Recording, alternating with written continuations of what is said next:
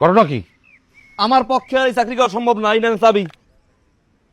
আমি আরডিএক্স, আপনার কাজ আর করবো না। তুই আমার চাকরি করবি না, আমি তোরে রাখুম না। তুই আমার কইলি গাড়ি ওয়াশ করতে যাইতাছি, প্রতিদিন তোর গাড়ি ওয়াশ করা লাগে। ঘটনা নাকি কত?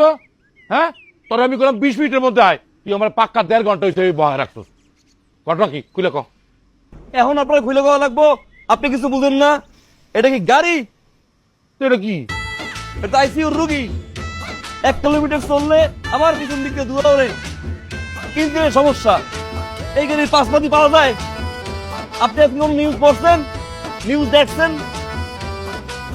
এই বরগুনায় একজন মালিক গাড়ি বলে পাঁচটায় মরে গেছে।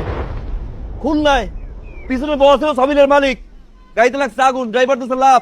কষ্টি মালিক নামতে পারে না, মালিক গেছে পুড়িয়ে বাদ কি হইয়া। বরিশাল মারা গেছে 17 জন এই গাড়ি নিয়ে 5টা হতে। এরকম সিচুয়েশনে এরপরে এই গাড়ি আমার ড্রাইভ করতে হয়। আপনার কথা নয় বাদই দিলাম। আমার কথা বাদ।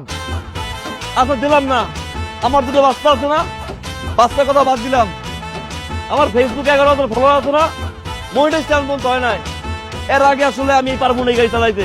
আপনি আমার মাফ করেন স্যার, আপনার গাড়ি আপনি চালান, আমি আমার মতো বাড়ি যাই। ওপারে ভালো থাকেন স্যার। আসসালামু আলাইকুম। তুই যাস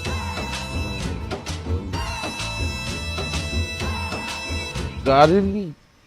আমি ভাবছি